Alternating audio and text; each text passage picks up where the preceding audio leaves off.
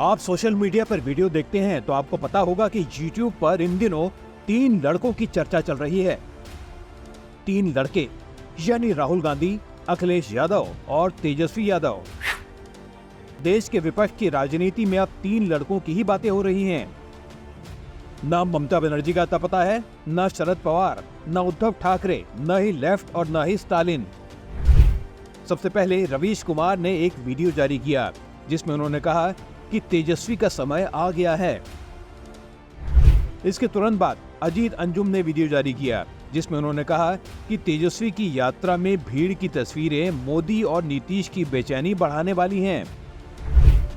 इसके बाद पुण्य प्रसून वाजपेयी ने अपने वीडियो में कहा कि मोदी को रोक कर दिखाएंगे ये तीनों लड़के। और उसके बाद अभिसार शर्मा ने अपनी वीडियो में कहा कि राहुल, अखिलेश और तेजस्वी आएंगे एक साथ। तो अब ये 3 लड़के प्रधानमंत्री मोदी को कैसे रोकने जा रहे हैं, आइए समझते हैं। पहले बात 3 लड़कों में से 2 की। एक वो जो उम्र में सबसे बड़ा है यानी 53 साल का है यानी राहुल गांधी, और वो जो उम्र में सबसे छोटा है 34 साल का है यानी तेजस्वी यादव। इन दिनों दोनों ही सड़कों पर यात्राएं निकाल रहे हैं। राहुल गांधी पूरे देश में अपनी भारत जोड़ो न्याय यात्रा को लेकर चल रहे हैं, जबकि तेजस्वी यादव बिहार में अपनी जन विश्वास यात्रा को लेकर आगे बढ़ रहे हैं। बिहार में बहुत से लोग मानते हैं कि तेजस्वी यादव की जन विश्वास यात्रा में जो भीड़ आ रही है वो बीजेपी और जनता दल यूनाइटेड यानी जेडीयू के लिए चुनौती बन सकती है।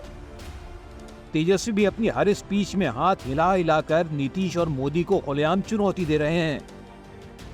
तेजस्वी के बारे में इसलिए भी बातें हो रही हैं कि माना जाता है कि बिहार में अभी तक बीजेपी और नरेंद्र मोदी अपने बूते पर सरकार बनाने में कामयाब नहीं हुए हैं।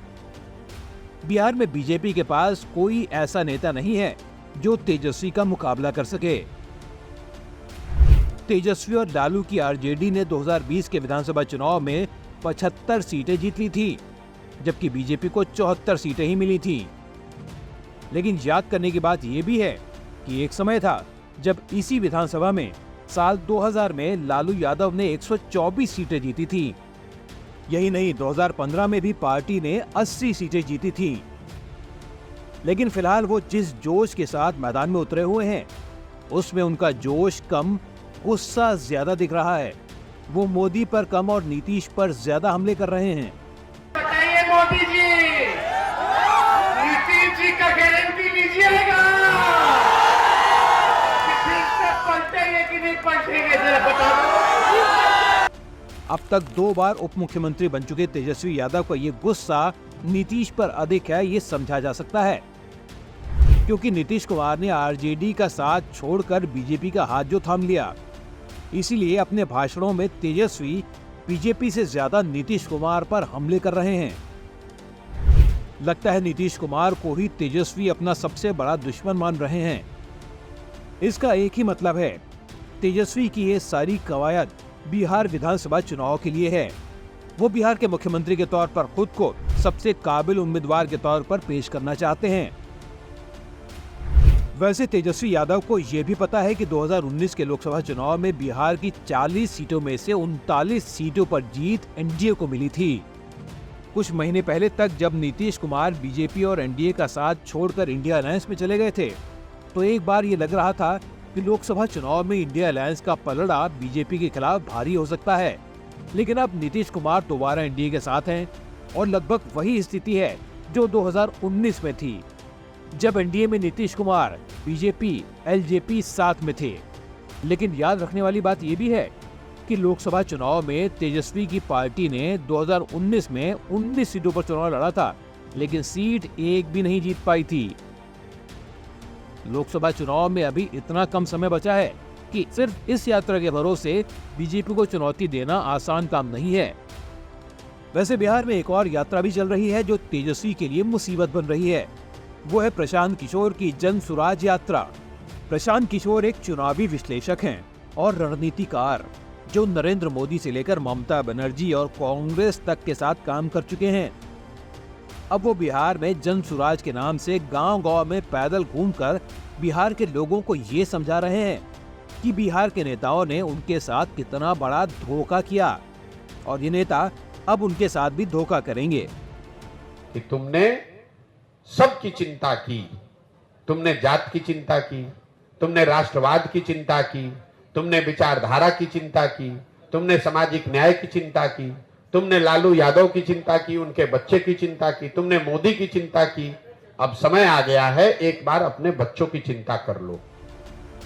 तो इस तिकड़ी में से पहली कड़ी यानी तेजस्वी की बातें हमने कर ली। अब आते हैं दूसरे लड़के 51 साल के अखिलेश यादव पर। करीब करीब तेजस्वी यादव की यात्रा जैसा माहौल 2021 के यूपी विधानसभा चुनाव के समय अखिलेश ने भी बनाया था, जब अखिलेश यादव ने राज्य भर में अपनी विजय यात्रा निकाली थी। अखिलेश यादव की विजय यात्रा में भी काफी भीड़ जुटती थी और अखिलेश यादव की भीड़ को देखते हुए तब ये कहा जा रहा था कि इस बार तो बीजेपी यूपी में हारने वाली है। अखिलेश ने इसीलिए अपनी यात्रा का नाम विजय यात्रा दिया था। लेकिन योगी वापस चुनाव जीतकर आ गए और राज्य में बीजेपी की सरकार बन गई।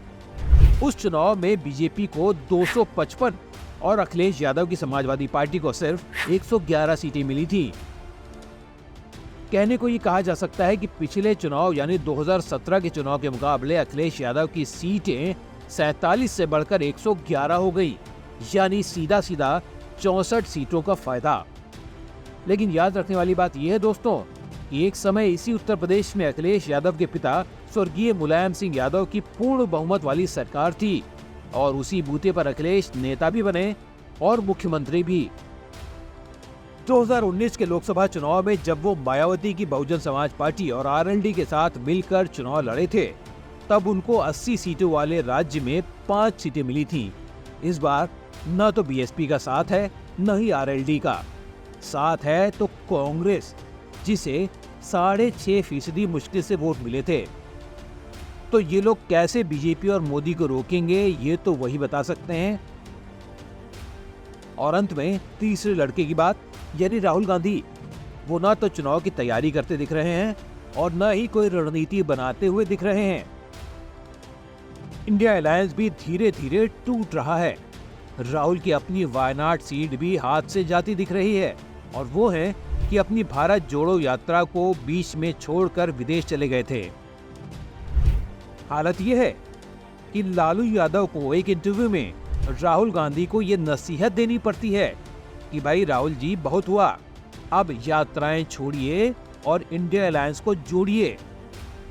और इंडिया अलायंस को जोड़ने के लिए सभी दलों से बात कीजिए और सीटों का बंटवारा कीजिए, समय नहीं है। लेकिन राहुल गांधी क्या लालू जी की ये नसीहत सुनेंगे, मानेंगे? अब राहुल गांधी, अखिलेश और तेजस्वी यादव के साथ आने से जिन 120 सीटों पर असर होना है, उनकी बात भी एक बार फिर कर लेते हैं। इनमें से दोस्तों 103 सीटों पर बीजेपी या एनडीए ने 2019 में चुनाव जीता था। तो ये है जवाब। अब क्या और कैसे बदलेगा, ये आप ही लोग बताइए। आपको वीडियो कैसा लगा हमें कमेंट बॉक्स में जरूर लिखें और आपकी क्या सलाह है इन तीनों लड़कों को, ये भी जरूर लिखें। अगर अभी तक आपने हमारा चैनल लाइक और सब्सक्राइब नहीं किया है तो जरूर कर लें। फिर मिलते हैं कल एक नए वीडियो और एक नए एनालिसिस के साथ। तब तक अपना ख्याल रखिएगा। नमस्कार।